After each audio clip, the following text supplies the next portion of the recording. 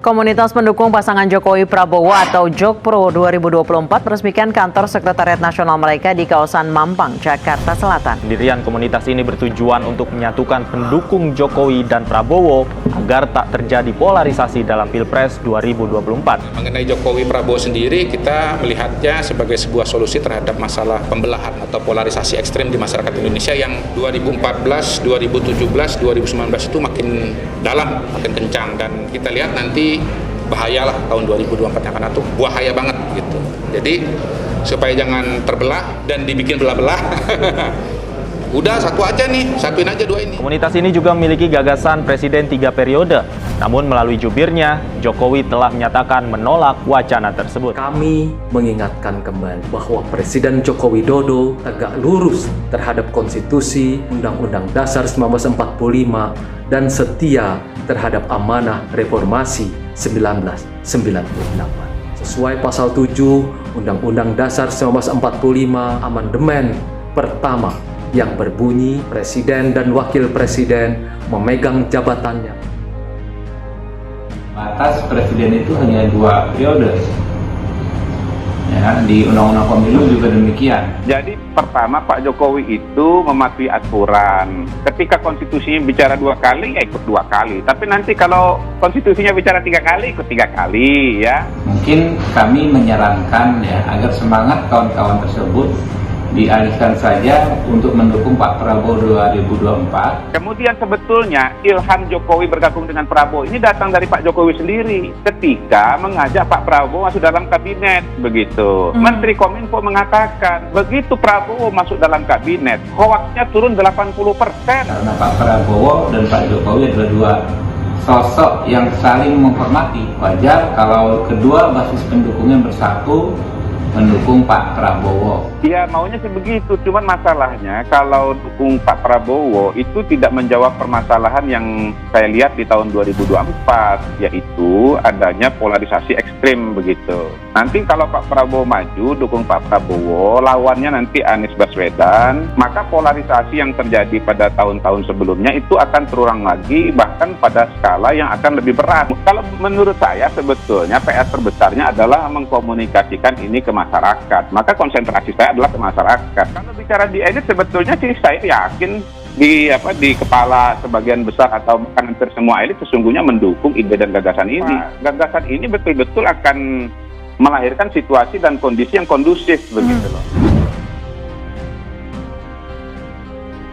Belakangan ini tentang presidential threshold, Jokpro, segala macam oligarki. Keadaan kita dibikin kacau justru oleh ide-ide bukan ide Nora, ini ide Dungu sebetulnya. Ini perkara Jokpro ini lepas dari apakah itu prosesnya sedang dijalankan atau sebetulnya hanya gimmick Jokpro yang lagi jadi headline di mana-mana. Ini juga ide konyol sebetulnya tuh. Karena seolah-olah kan idenya Jokowi dan Prabowo itu memecah belah bangsa itu, karena itu dia mesti dipersatukan. Lo mestinya kalau dua-duanya memecah belah bangsa, dua-duanya jangan dipilih, bukan justru dipersatukan, kan makin berantakan. Ini logika dari si pengusul ini betul-betul dungu itu, nggak ngerti konsekuensinya itu. Lain kalau dua orang baik, dua orang yang bermutu itu menghasilkan demokrasi, bangsa ini terpecah. Mengapa bangsa terpecah? Karena presiden tidak punya kemampuan untuk memberi harapan. Dia tidak paham bahwa negeri ini memang harus tumbuh berdasarkan perbedaan.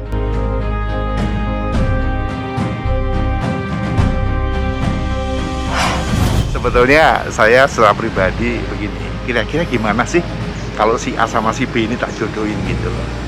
Ya, sehingga sebetulnya ini dini. Cuman kalau ini menjadi suatu track yang mereka lalui atau jalan yang mereka lalui, ya tidak ada salahnya mencalonkan itu. Nah, presiden tidak cocok dengan ide itu karena dia ingin menyeragamkan semua hal, bahkan melalui indoktrinasi Pancasila. Jadi ketidakpahaman presiden tentang etika politik itu yang menyebabkan bangsa ini terpecah belah. Jadi ide tentang presidential threshold itu kan udah berupaya diterangkan oleh intelektual, oleh masyarakat sipil, macam-macam, tapi masih ngotot juga. Jadi artinya ada desain politik melalui Mahkamah Konstitusi untuk menetapkan bahwa Indonesia hanya boleh diisi oleh 2 partai politik. Karena yang bersaing nanti begitu portalnya dipasang, terjadi penyederhanaan partai. Nah dari awal aja kalau mau semacam itu, mumpung ada usulan amandemen konstitusi, pastikan aja bahwa Indonesia hanya punya 2 partai, tetapi harus konsekuen bahwa kalau partai kalah, ya harus jadi oposisi. Jadi amandemen majukan itu. Jangan partai kalah masuk di dalam kabinet, kan lucu tuh. Jadi bikin aja sistem check and balances secara maksimal. Supaya nggak ada lagi problem dengan akal-akalan 20%. Jadi saya melihat itu sebetulnya tuh. Jadi Pak Jokowi tidak paham demokrasi karena beliau juga menolak oposisi.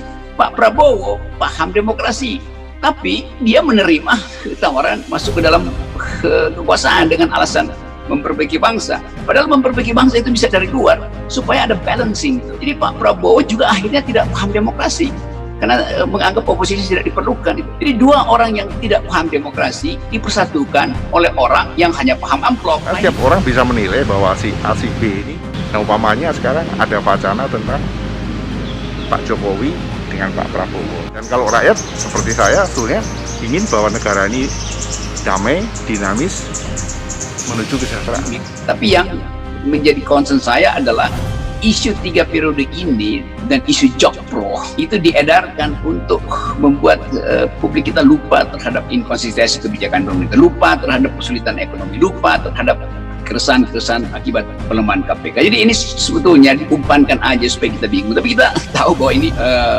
publik tidak akan beli. Jadi kalau kita ikuti logika itu, maka perubahan politik tidak akan berlangsung di 2024 karena itu hanya perpanjangan oligarki melalui segala fasilitas tani, threshold, Jokpro segala macam. Nah kita menginginkan agar supaya forum-forum publik diucapkan demi memperbaiki Indonesia, bukan demi memperpanjang kekuasaan.